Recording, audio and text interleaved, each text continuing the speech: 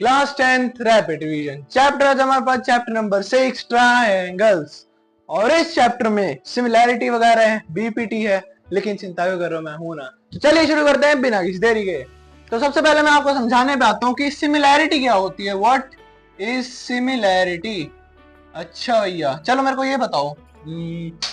ये दो ट्राइंगल्स हैं, मान लो इनकी साइड सेम है, इनके एंगल सेम है, तो ये कॉन्ग्रुएंट है। हाँ कॉन्ग्रुएंट तो है, लेकिन कॉन्ग्रुएंट का मैं करूंगा क्या जान के? अरे सबर तो रख लाले। अब देख, मैं ये सर्कल लाया, इसका रेडियस मान लो, नहीं एक्स नहीं लेना, 5 मान लिया। दूसरा सर्कल लिया, उसका रेडियस मान लो 10। अच्छा तो ये दोनों कॉन्ग्रुएंट है? आंसर है ये कॉन्ग्रुएंट नहीं है। तो भैया ये बट सर्कल तो है। तो अभी डेफिनेशन बता देता हूँ पहले, समझा लो, पहले समझा देता हूँ। सिमिलर तो लग रहे हैं ना, सेम शेप है, बेशक रेडियस अलग है, शेप तो सेम है ना। अब ये थोड़ी ना ये निकला स्क्वायर, ये निकला रोम्बस, और तुम कह रहे हो हैं नहीं यार सर्कल है दोनों, तो सिमिलर है। सिमिलर तुम अभी ना देखो, इसकी मन पे मत जाओ, इसको इसकी शक्ल पे जाओ, तभी तुम समझ पाओगे कि दो सर्कल जो है वो सिमिलर इसलिए हैं क्योंकि इनकी शेप जो है वो सेम है। अनलेस हम उनका रेडियस नहीं देख रहे, बेशक कुछ भी हो, बेशक इसका एक्स हो इसका वाई हो, मतलब नहीं है, सेम शेप है, साइज मैटर नहीं करता, सो इट इज सिमिलर। अच्छा भैया, अच्छा भैया, तो अगर मैं ये स्क्वायर ले लूं, ये स्क्वायर ले लूं, ये दोनों सिमिलर है। कंडीशन है, सुन, सिमिलर तो है अगर ये स्क्वायर है। कैसे? मान लो इसकी साइड दे रखी है 6, इसकी 10, तो 6 होगी, बट इसका एंगल 90 डिग्री दे रखा है। अब मैं थोड़ा सा इसको झुका देता हूँ, वैसे इसको यूं कर दिया मैंने, और इसका एंगल दे रखा है 120 डिग्री। भैया मतलब 4, तो फिर ये बाद में बढ़ जाएंगे ना, हम सेम एंगल थोड़ी ना ले रहे हैं, ये थोड़ी ना का स्क्वायर है। तो ये दोनों जितने भी दिख जाए लेकिन सिमिलर नहीं है। कैसे? कंडीशन ये सिमिलैरिटी की कंडीशंस लिखवा देता हूं मैं पहले। सिमिलैरिटी कंडीशंस, कंडीशंस क्या है इसकी? कंडीशंस ये है, देखो शेप सेम वो तो हम इतना देख नहीं रहे, ठीक है, शक्ल शक्ल देखनी है अभी। इसके हाफ हाफ पे जाते हैं। The ratio of the sides should be proportional. मैंने क्या बोला? The ratio of sides, proportional कह लो, इक्वल कह लो, एक ही बात है। Should be equal to each other. मतलब क्या कहना चाह रहे हो? मैंने कहा भैया ये देखो 6 6 6, तो ये पूरा स्क्वायर है, इसकी मैं कह लेता हूँ चलो ये 7 थाला फॉर रीजन, ये 8 और इसे 6। अच्छा भैया, तो इसकी जो साइड है उससे क्या हो रहेगा प्रोपोर्शन? 6/10, पहली ये ऊपर वाली उठा ली, अब लेफ्ट वाली, is not equal to obviously 6/7। नहीं होगा यार, ऑब्वियसली क्यों होगा? तो पहली तो कंडीशन ये हट ही गई, और दूसरी कंडीशन क्या थी? मैं यहां लिख देता हूं, कोरेस्पॉन्डिंग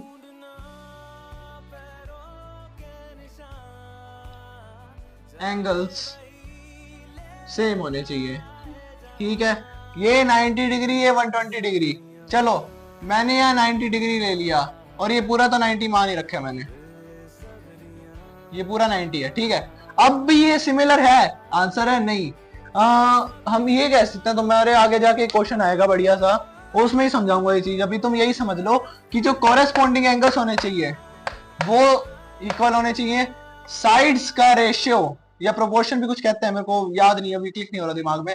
साइड्स का जो रेशियो है वो एक दूसरे के इक्वल होना चाहिए। अब यहाँ 6/10 था, ये 6/7 के इक्वल नहीं है, तो obviously they both are not similar. ये कंडीशंस बता रहा था, ये कंडीशंस है करने की है, तभी तुम सिमिलैरिटी समझ पाओगे। तो चलिए थोड़ा आगे चलते हैं।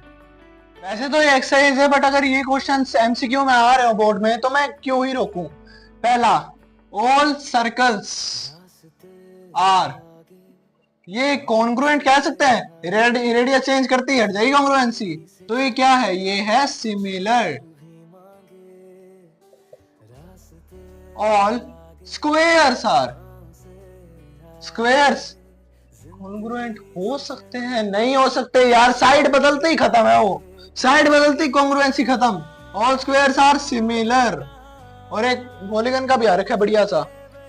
अच्छा चलो बस ये बता दो मेरे को, पॉलीगन में फिर तुम्हें थोड़ा बहुत बता दूंगा, वो तो आसान सा क्वेश्चन है। दो ट्राइंगल नहीं, two triangles are similar if they are, मैं बताता हूं एक मिनट, आइसोसेलेस या फिर इक्विलेटरल। क्वेश्चन ये है कि ट्राइंगल सिमिलर है या वो आइसोसेलेस है या इक्विलेटरल है। भाई देखो पहले तो आइसोसेलेस की ना दो साइड इक्वल होती हैं और वही दो एंगल्स इक्वल होते हैं, हम तीसरे पे विश्वास नहीं कर सकते। इक्विलेटरल में मैं तुम्हें समझा देता हूँ, साइड्स इक्वल है।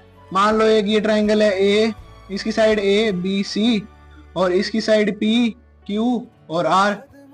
तो आपको ये पता है पी क्यू आर एक दूसरे की इक्वल है, ए बी सी एक दूसरे की इक्वल है, इनकी रेशियो भी प्रोपोर्शनल होगी। ठीक है, प्रोपोर्शनल इसमें यहाँ लिखा हुआ प्रोपोर्शन यही होता है, रेशियो सेम होना। और दूसरा, इक्विलेटरल ट्राइंगल में एंगल हमेशा 60 डिग्री होता है, तो obviously they are similar if they are equilateral triangle. यहाँ जो आइसोसेलेस कह रहा है भाई तुम्हें टॉपिक समझ नहीं आया, फिर से पढ़ के आओ। ठीक है, और क्या है, चलो एक लास्ट क्वेश्चन समझाने के लिए। ये एक रोम्बस है और ये एक स्क्वायर है, इसकी साइड 1.5 है सारी, इसकी साइड है 3 सारी। ठीक है, तो मेरे को बस ये बता दो ये सिमिलर है क्या, ये सिमिलर है दोनों। देखो भाई जिस तरह का बढ़िया सा क्वेश्चन है ना, ये दोनों सिमिलर नहीं है यार, नहीं है। क्यों है? ये रोम्बस है, ये स्क्वायर है, हमें एंगल इसके दे नहीं रखे, इसके एंगल हमें पता है, चलो रेशियो की वो भी सेम होगी, शेप ही गलत है भाई, शेप इज नॉट सेम। थोड़ा होश में आओ, ठीक है, समझो अगर तुम इसका आंसर यस दे रहे थे। चलिए फिर अगले टॉपिक पे चलते हैं बिना किसी देरी के, आ जाते हैं बीपीटी के फर्स्ट थ्योरम पे। तो फर्स्ट थ्योरम क्या कहता है, मैं पहले तुम्हें समझा देता हूँ। ये एक ट्राइंगल है, ठीक है, ए बी सी। अगर मैंने एक ऐसी लाइन ड्रॉ कर दी जो BC के पैरेलल है, तो जो ये लाइन होगी AB और AC, जो इनकी रेशियो होगी वो सेम हो जाएगी। समझ रहे हो? जैसे कि इसका मतलब है AD by DB equals AE by EC। तो इसकी डेफिनेशन दे रखी है, if line is drawn parallel to the one side of the triangle intersect the other two sides distinct point, the other two sides are divided in the same ratio. कि इन दोनों की ratio same हो जाएगी जिसमें वो divide होंगे। और जरूरी नहीं है हमेशा हमने AB और AC डिवाइड करनी है, हम यहाँ करके, जैसे मान लो इसको मैं यूं करके भी डिवाइड कर सकता हूँ, इसके पैरेलल है, या यूं करके जो इसके पैरेलल होने चाहिए। इसका प्रूफ तो दे रखा है बट मैं अभी कराना चाह नहीं रहा क्योंकि रैपिड रिवीजन है। बस ये मान लो ये जो वो होते हैं ना मिड पॉइंट से 90 डिग्री के एंगल पे मिड पॉइंट से ड्रॉ कर देते हैं, इन्हें ट्रायंगल्स को नेमिंग करके इनका एरिया निकाल के उसको डिवाइड वगैरह करके एक चीज इक्वल प्रूव करनी होती है। ये हाँ, यही एरिया वगैरह निकाल के प्रूव करना होता है और उसके बाद बीपीटी प्रूव हो जाती है। ये मैं तब करवाऊंगा जब कोई वन शॉट वगैरह हो, लेकिन अभी बीपीटी का पहला थ्योरम ये आप याद रखो। तो चलिए अब दूसरे थ्योरम पे चलते हैं। दूसरा थ्योरम भी हमें यही कह रहा है। पहला थ्योरम क्या कह रहा था, अगर मैंने कोई ऐसी लाइन ड्रॉ कर दी जो इनके डिस्टिंक्ट पॉइंट पे है और इसके पैरेलल है, तो इन दोनों की रेशियो सेम हो जाएगी। ठीक है, दूसरा वाला कह रहा है कि अगर कोई भी लाइन इन पॉइंट्स को ऐसे डिवाइड कर देती है सेम रेशियो में, जैसे मान लो इसका रेशियो होगा 1 और 2, इसका भी होगा 1 और 2, तो जो ये लाइन ड्रॉ हमने करी है ये थर्ड लाइन के पैरेलल हो जाएगी। यही तो है बीपीटी क्या थी, हमने एक लाइन ड्रॉ करी, अगर वो इसके पैरेलल है तो इसकी रेशियो सेम हो जाएगी।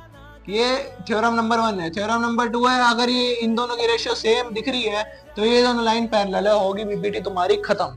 चलिए थोड़े बहुत क्वेश्चन पे आते ताकि तुम्हें और मजा आए। यार ये थोड़ा बोरिंग हो रहा है मेरे को ही पता है, बट अब आएगा असली स्वाद। तो एक क्वेश्चन पे आ जाते हैं जो तुम्हें थोड़ा और समझा देगा बीपीटी। हमें क्वेश्चन दे रखे एक ट्राइंगल है जिसके 2 पॉइंट्स हैं E और F, बस इतना बता और कुछ नहीं बता रखा। हमें बस इतना प्रूव करना है कि ये F और QR पैरेलल होने चाहिए। दे क्या रखा है, P की वैल्यू 0.18, PQ की पूरी की वैल्यू 1.28, ये पूरा मैं कर देता हूं, और ये इधर तो दिख ही रहा है। पी आर की वैल्यू 2.56 पूरे पी आर की वैल्यू। ठीक है भैया, और क्या दे रखा है, पी एफ की वैल्यू 0.36। तो चलो अब हमें प्रूव क्या करना है, प्रूव सिर्फ इतना करना है कि P E by E Q is equal to P F by for real, I mean F R. ठीक है, तो ये प्रूव कैसे करेंगे भैया, हमें तो पूरी साइड दे रखी है। अरे यार, पी की वैल्यू दे रखी है 0.18, ई की क्यू वैल्यू भी दे रखी है, तुम देख नहीं रहे हो। 1.28 में से अगर तुम 0.18 घटा दोगे, जैसे कि पूरी लाइन में से पी का पार्ट घटा दोगे तो निकलेगा ई क्यू का पार्ट, यानी कि ये हो जाएगा 1.10। ठीक है, यानी कि 1.1 ले लेते हैं हम। इक्वल प्रूव करना है 0.36 बाय, इसमें से 2.56 में से निकाल लो यार, 2.2। अच्छा भैया, हमें प्रूव करना है, क्यों करना है प्रूफ, क्यों, ज्यादा तुम्हें पढ़ाई दिखनी आ रही है मेरे से हैं? सीधा सीधा देख लो, अगर इसकी रेशियो निकाल दो क्या निकल जाएगी, कुछ 2 पे काट दो 0.18 बाय 1.1। अरे ये तो सेम ही है, अरे ये तो सेम ही है, अगर इसको तुम काट दोगे तो ये रेशियो तो सेम ही है। कितनी आ रही है इसकी रेशियो, चलो वैसे कैलकुलेट कर लेते हैं, थोड़ा सा ना आसान हो जाए। 100 पॉइंट्स वगैरह हटा के 3.6 बाय 22, यानी कि 36 बाय 22 करेंगे तो कितना हो जाएगा, 36 बाय 22 1.6, यानी कि 0.16 आ जाएगा आंसर। ठीक है, ये इसकी रेशियो आ रही है, अब इसकी निकालते हैं, कितना होएगा, पहले तो हटा दो यार पॉइंट वगैरह। 1.18 बाय 11, यानी कि 18 बाय 11 करेंगे तो कितना आएगा, 1.11 होगा ना, 11 बाय 18 1.6। ठीक है, और जब वो बाय 10 हो रखा है तो वो हो जाएगा 0.16। अरे ये क्या इक्वल आ गया, ये दोनों इक्वल क्यों दिख रहे हैं मेरे को भाई, चश्मा तो लगा हुआ है पर इतना भी नहीं कि मेरे को इक्वल कैसे दिख रहे हैं। लगता है हम अब अपने आंसर तक आ चुके हैं। Hence P by E Q and, थोड़ा सा इरेज कर दो, ये आंसर इरेज नहीं करूंगा भाई, मेरे को दिख नहीं रहा था ना आंसर, थोड़ा रखना जरूरी है। P and P F by F R proportional, so according to BPT theorem 1 लिख देना भाई, मेंशन करना जरूरी होता है, एग्जामिनर को सपने नहीं आ रहे। अच्छा, ये वाली थ्योरम लगाई होगी बच्चे ने, इतना टाइम नहीं होता इनके पास। Theorem 1, EF is parallel to QR।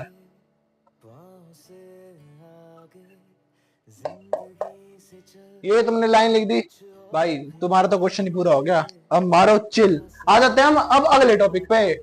अगला टॉपिक तो दे रहा है criteria of similarity of triangles, but उसके बाद मेरे को एक थ्योरम 3 दिखा जिससे तुम्हें वो भी समझ आ जाएगा। तो मैं ये उसमें कहना चाह रहा, क्राइटेरिया में थ्योरम 3 दे रखा है, अगर दो ट्रायंगल हैं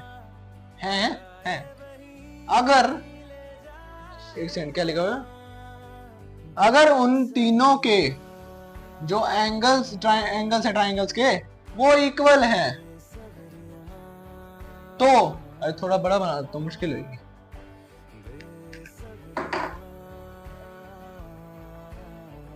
अगर इन दोनों के ये तीन एंगल यार, ये तीन एंगल इक्वल हैं तो हेंस इनकी जो साइड्स का प्रोपोर्शन, वो रेशियो होगा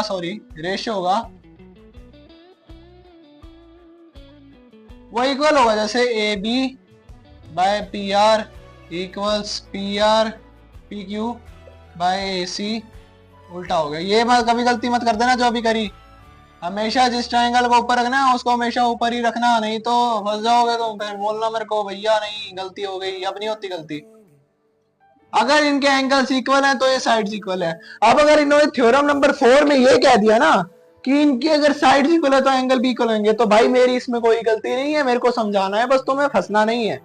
और इनके जो क्राइटेरिया है, क्राइटेरिया क्या दे रखे हैं, मैं पहले क्राइटेरिया भी समझा देता हूँ। कॉन्ग्रुएंसी याद है? कॉन्ग्रुएंसी हाँ थोड़ी बहुत याद होगी। क्या प्रूव करते थे?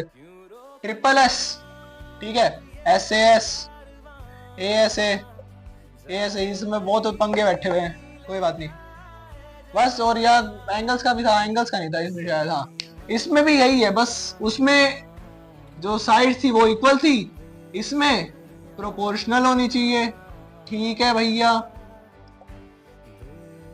एक ट्रिपल ए और आ गए इसमें, जिसमें तीनों एंगल अगर इक्वल है तो वो तो फिर साइड इक्वल हो ही जाएंगी। बाकी तो मैं ऐसे ये ऐसे अगर इसमें होगा तो मेरे को याद नहीं है वैसे होगा कि नहीं, बट है अगर तुम्हें हो रहा हो ना तुमसे, अगर तुम्हारा सिमिलर इसी से प्रूव हो रहा तो कर लेना, ठीक है। एक रिमार्क और दे रखा है कि अगर मान लो ये दो ट्राइंगल है, इनके दो एंगल्स अगर इक्वल हैं, एंगल सम प्रॉपर्टी याद है? किस किस को याद है एंगल सम प्रॉपर्टी?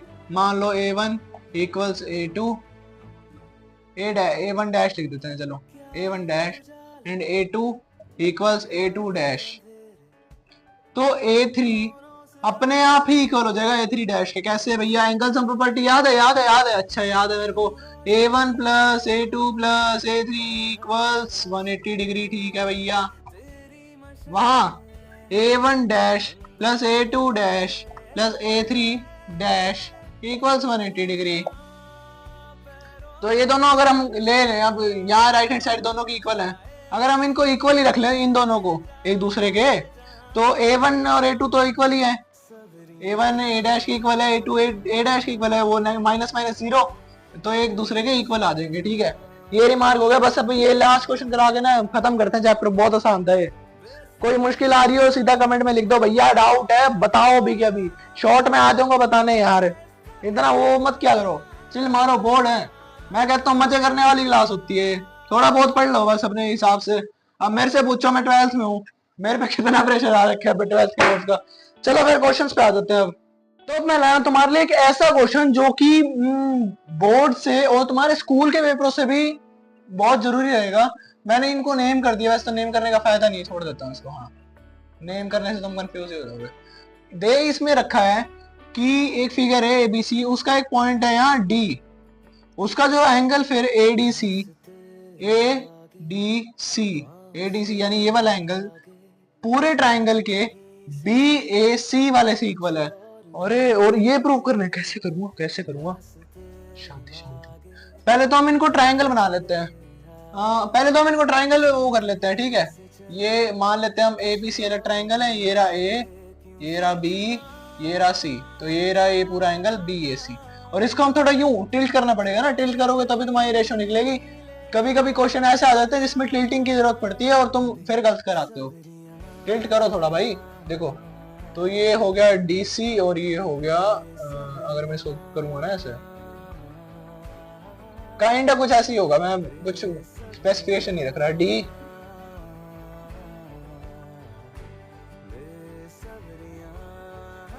C और ये हो गया A, ठीक है।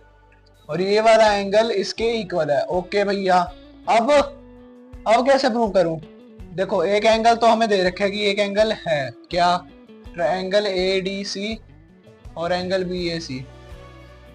एक एंगल और ढूंढो तुम। अगर इसे हम ट्रायंगल की नेमिंग करें, पहले तो नेमिंग गलत कर दी मैंने, इस ट्रायंगल की नेमिंग ऐसी होगी क्योंकि ADC दे रखा है ना, मैंने CDA कर दिया, छोड़ो। ADC और BAC अगर हम ध्यान से देखें तो एंगल C भी कॉमन आ रहा है, और ऑब्वियसली अगर ये कॉमन है तो ये इक्वल भी है, तो angle ACD is also equal to angle BCA। दो एंगल मिल गए by AA criteria, triangle ADC is similar to triangle BAC, ठीक है। अगर ये एक दूसरे के सिमिलर हैं तो अगर हम देखें AD by AB is equal to DC by AC is equal to AC by BC, ठीक है भैया। अगर मैं सिर्फ इस पार्ट को उठा लूं तो ये क्या बनेगा, एक मिनट, ये बनेगा DC by AC equals AC by BC, ठीक है। क्रॉस मल्टीप्लाई करूं तो मेरे को ऐसा क्यों लग रहा है कि ये C B into C D है और ये सी ए स्क्वायर के इक्वल है, हैंस प्रूव्ड। हार्दिक पांड्या की लिख दिया मैंने, छोड़ो छोड़ो। तो ये तुम्हारा जो कड़ाकेदार क्वेश्चन था वो हो चुका है।